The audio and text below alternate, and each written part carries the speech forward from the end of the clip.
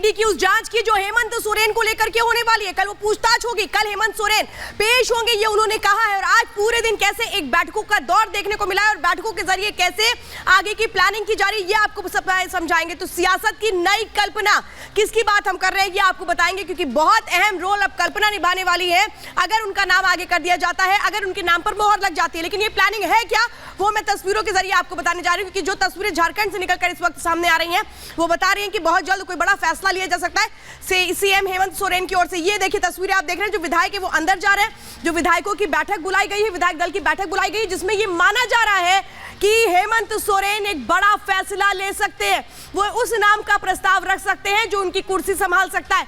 बहुत कुछ निकलकर इसी मीटिंग से निकलकर सामने आने वाला है और इसीलिए सवाल यह है कि ये मीटिंग जिसमें आज रात नाम का ऐलान किया जा सकता है ये माना जा रहा है। लेकिन इस मीटिंग से पहले कैसे कशमकश रही, भागम भाग रही, वो मैं आपको बताती हूँ। 29 जनवरी 7 बजे दिल्ली से गायब हो गए हेमंत सोरेन। 30 जनवरी 1:30 बजे, दोपहर के 1:30 बजे रांची में नजर आ गए। ये तो 30 घंटे थे। इस दौरान क्या किया गया हेमंत सोरेन की ओर से, वो कौन सी प्लानिंग थी जो वो करते रहे, ये वो अहम सवाल है जो अब सामने आ रहे हैं। क्योंकि वो जब दिल्ली से पहुंचते तो उसके बस तुरंत बाद वो एक मीटिंग बुलाते हैं जिसमें तमाम विधायक पहुंचते हैं। और अब आपको बताती हूँ उस विधायकों की मीटिंग में कौन पहुंचा था। वो पहुंची जो खुद विधायक नहीं, ये आप देख रहे हैं, हेमंत सोरेन के साथ उनकी पत्नी भी पहुंची थी, कल्पना सोरेन। लेकिन कल्पना सोरेन विधायक नहीं है। ऐसे में जो ये विधायकों की मीटिंग हुई थी इसमें घटक दल भी थे, गठबंधन के आरजेडी के लोग थे, कांग्रेस के लोग थे। तो फिर यहाँ पर जो कल्पना सोरेन है वो यहाँ पर क्या कर रही थी, सवाल यही है कि कल्पना सोरेन को इस मीटिंग में बुलाने के पीछे का मकसद क्या है। ये देखिए आप कल्पना सोरेन को देख रहे हैं, कल्पना सोरेन यहाँ पर बैठी हुई है। कल्पना सोरेन राजनीति में नहीं है, विधायक नहीं है, तो फिर यहाँ पर उनको बुलाना ये साफ साफ संकेत दे रहा है कि क्या हेमंत सोरेन अब अपने उत्तराधिकारी के तौर पर आगे नाम कर सकते हैं कल्पना सोरेन का। अब ये समझिए ये जो बैठक हो रही है इसके जरिए कैसे कैसे सियासत को साधा जाना है ये अब मैं आपको समझाने जा रही हूँ। और यही वो तमाम तस्वीरें हैं जो बता रही हैं कि आखिर सत्ता में कैसे कैसे आगे बढ़ना है।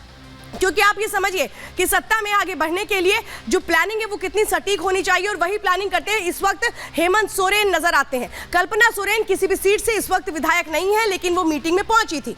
अभी तक सरकार की बैठकों में वो शामिल नहीं हुई, कई कार्यक्रमों में नजर जरूर आती रही हेमंत सोरेन के साथ, लेकिन किसी भी तरीके की बैठक में कभी शामिल नहीं हुई। संकट के बीच अचानक उनका इस बैठक में शामिल होना क्या एक बड़े संकेत दे रहा है। कल्पना को सीएम बनाने का क्या फॉर्मूला तय कर चुके हैं हेमंत सोरेन, और इसीलिए क्या उनको आज दोपहर जो बैठक हुई उसमें लेकर आए थे।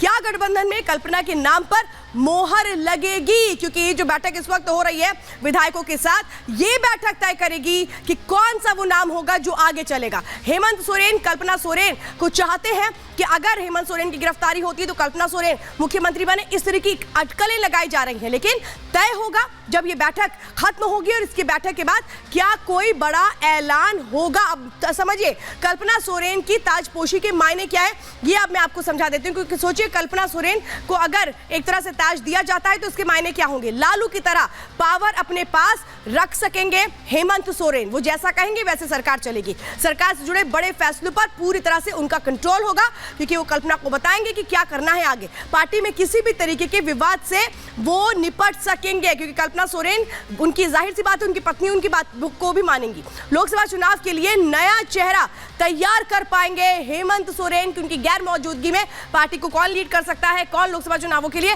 चेहरा बन सकता है जेएमएम की ओर से। विधानसभा चुनाव में नेतृत्व पर भी कंट्रोल रखेंगे, ये है वो प्लानिंग जो नजर आती है फिलहाल इस वक्त हेमंत सोरेन की। लेकिन कैसे वो 30 घंटे रहे हैं, 30 घंटे क्यों गायब रहे। अगर यही करना था हेमंत सोरेन को तो फिर गायब होने की क्या जरूरत थी। क्या हेमंत सोरेन को लग गया था कि ईडी कभी भी उन तक पहुंच सकती है, दिल्ली पहुंच सकती है। दिल्ली तो गए हेमंत सोरेन, लेकिन उनको पता था कि ईडी की टीम वहां पहुंच गई, इसीलिए वो तुरंत वहां से निकल जाते हैं। ईडी की रडार पर आते, पकड़ में आते, उसके पहले वो निकल जाते हैं। इसके पहले आपको मैं बताती हूं कि क्या कोशिशें हुई हैं। 3 जनवरी से कल्पना की ताजपोशी की तैयारियों की कोशिशें हेमंत सोरेन ने शुरू कर दी थी। हेमंत सोरेन को परिवार में टूट का दर्द सता रहा था, क्योंकि ये कहा जा रहा था कि कल्पना सोरेन के नाम को लेकर सबकी सहमति नहीं है। शिबू सोरेन ने भी कल्पना पर उस वक्त आज से 20 दिन पहले तक हामी नहीं भरी भरी थी। तो बड़ी भाभी जो विधायक हैं उन्होंने भी, सीता सोरेन ने भी हामी नहीं भरी थी, उनसे भी बातचीत थे, हेमंत सोरेन कर रहे थे। तो छोटे भाई बसंत सोरेन वो भी विधायक हैं, उनसे भी चर्चा की गई कल्पना सोरेन के नाम को लेकर के। 27 दिन में परिवार से सहमति बना ली गई हेमंत सोरेन की ओर से। और यही वक्त थी, यही जरूरी थी कि वो किस तरह से बच रहे थे कि अगर वो पेश होते हैं ईडी के सामने तो गिरफ्तारी हो सकती है, लेकिन गिरफ्तारी से पहले सब कुछ सेट करना था हेमंत सोरेन को। और इसीलिए क्या वो इतना टाइम बाय करते रहे। कल ईडी के सामने पेशी है, लेकिन देखना है कि कल क्या होगा। लेकिन उसके पहले आज तक किस तरह से पूरे दिन हेमंत सोरेन ने अपनी फ्यूचर प्लानिंग सेट करके बैठकों के जरिए अपने एजेंडे को आगे रखा, उस जुड़ी रिपोर्ट देखिए। मीटर की परिधि में परिवर्तन निदेशालय जोड़ना रांची के कार्यालय से 100 मीटर की परिधि में यह धारा लागू की गई है।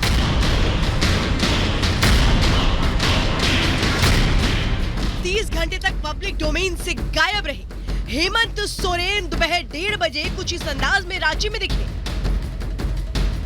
सर आप कहाँ थे?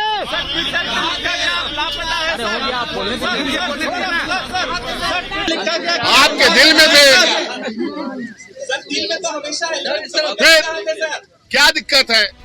हेमंत सोरेन रांची पहुंचे तो जेएमएम नेताओं ने राहत की सांस ली और बीजेपी ने तीखी चुटकी। बीजेपी नेता बाबूलाल मरांडी ने लिखा कि 28 जनवरी को दिल्ली से पैदल भागे हेमंत सोरेन 40 घंटे बाद रांची पहुंचे तो लोगों ने राहत की सांस ली। केंद्रीय एजेंसियों से बचते बचाते, दौड़ते भागते, हांफते हांफते 1295 किलोमीटर दूरी गिरते पड़ते तय की। भागम भाग में कितने कष्ट उठाने पड़े होंगे। सोरेन दिल्ली जाने का सुझाव देने वाले लोगों को गरिया रहे होंगे। लगता है कि अब दिल्ली तो दूर की बात है, हेमंत सोरेन निकट भविष्य में झारखंड बॉर्डर तक हवाई मार्ग से ही जाने की गलती नहीं करेंगे। दरअसल 29 जनवरी की सुबह ईडी की टीम हेमंत सोरेन के दिल्ली आवास पर पहुंची तो वो नहीं मिले। तभी से सियासत में कयासों का बाजार गर्म था। इस भागम भाग को कुछ लोग हेमंत सोरेन की रणनीति का हिस्सा बता रहे थे तो बीजेपी गुमशुदा के पोस्टर लहराकर इनाम का ऐलान कर रही थी। सियासी गलियारों में बस एक ही सवाल था कि हेमंत सोरेन आखिर है कहां? ये सब कुछ रणनीति है जिसका खुलासा नहीं किया जा सकता। तानाशाहों से लड़ने के लिए एकजुट होकर एक पुख्ता रणनीति के तहत हम लोग आगे बढ़ रहे हैं। इंतजार कीजिए। ये मेरे लिए जो है वो बड़ी शर्मनाक घटना है कि हमारा मुख्यमंत्री जो है गायब हो जाए। लापता मुख्यमंत्री हम किसी राज्य का हो, इससे ज़्यादा दुर्भाग्यपूर्ण घटना नहीं हो सकती। और ये कांग्रेस के लिए, आरजेडी के लिए और जो सहयोगी पार्टी जो इंडी अलायंस है उसके लिए भी एक सोचनीय बात है कि जो एक ईडी के पूछताछ के डर से 48 घंटे से गायब हो जाए, उसके आधार पर वो कैसे अपना इंडी अलायंस चला सकते हैं। महात्मा गांधी की पुण्यतिथि पर श्रद्धांजलि अर्पित करने भी मंत्री आलमगीर आलम पहुंचे। मीडिया ने पूछा तो ये नहीं बताया कि चीफ मिनिस्टर कहां है, लेकिन ये जरूर कहा कि रांची में तो नहीं है।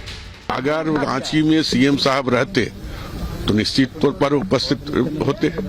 आज वो नहीं है, इसलिए हम आए। बीजेपी ने हेमंत सोरेन के गायब होने को मुद्दा बना लिया। भारतीय जनता युवा मोर्चा के कार्यकर्ता गुमशुदगी दर्ज कराने थाने पहुंच गए। कहने लगे सीएम साहब को खोज कर लाओ। यहाँ जनता बहुत परेशान है कि भाई यहाँ का जो हमारा सिस्टम है, जो कारोबार है, हमारे मुखिया हैं इस झारखंड के, वही गायब रहेंगे तो जनता परेशान रहेगी निश्चित रूप से। हम लोग इसी परेशानी के कारण हमारे मुख्यमंत्री जी को खोज के निकाले, इसके लिए प्रशासन से हम आग्रह करने आए हैं। बीजेपी नेताओं ने भी गुमशुदगी को सियासी तूल देना शुरू कर दिया। किसी ने संवैधानिक संकट बताकर राष्ट्रपति शासन की मांग की तो किसी ने भ्रष्टाचार के गोंद का जिक्र किया। पुलिस महकमा तो कोई उनको खोज नहीं कर पा रही है। जेएमएम के लोग कोई बताने को तैयार नहीं कहाँ है, उन लोगों को भी पता नहीं है। सच तो यही है स्थिति। फिर ऐसी हालत में मैंने ये कहा है कि भाई अगर कोई भी व्यक्ति मुख्यमंत्री को खोज करके लाएगा तो हमारे ओर से उनको इनाम दी जाएगी। देश के इतिहास में पहली बार हुआ है जब कोई चीफ मिनिस्टर 2 दिनों तक ट्रेसलेस रहा हो। तो हमारी मांग है कि गवर्नर साहब अविलंब उनको हुक्म दें कि वो हाजिर हों और वो राज्य के मुख्य सचिव को, राज्य के डीजीपी को आदेश दे कि मुख्यमंत्री की सलामती की वो उनको सुनिश्चित करना चाहिए। एक मुख्यमंत्री झारखंड के वो मिल नहीं रहे, 9-9, 10-10 बार समन जाते हैं, समन का जवाब नहीं देते हैं। इस कोलिशन का केवल एक ही फेविकॉल है, करप्शन करप्शन करप्शन। एक और बीजेपी सोरेन पर सवाल उठा रही थी तो दूसरी ओर राज्यपाल ने मुख्य सचिव और डीजीपी को तलब कर सवाल पूछे। तो बचाव में सोरेन के सिपाही उतर आए। व्यक्तिगत द्वेष, राग और अपमान करना, बेइज्जत कर देना, किसी पर उलूल जुलूल बोल देना, कोई ऐसा बैगेज लेकर बुलाया है, कोई नहीं है, गायब हो गया। अरे भाई, जब समय आएगा तब सारी चीजों का जवाब देंगे। हेमंत सोरेन ना तो हिम्मत विश्व शर्मा है, न तो अजित पवार है और ना ही नीतीश कुमार है। कहा जा रहा है कि ईडी के घेरे से बचने के लिए दिल्ली में अपना चार्टर प्लेन छोड़कर हेमंत सोरेन सड़क के रास्ते रांची पहुंचे।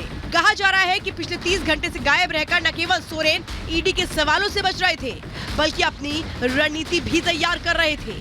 कल हेमंत सोरेन ईडी के सवालों का सामना करेंगे। Bureau report, Republic Bharat.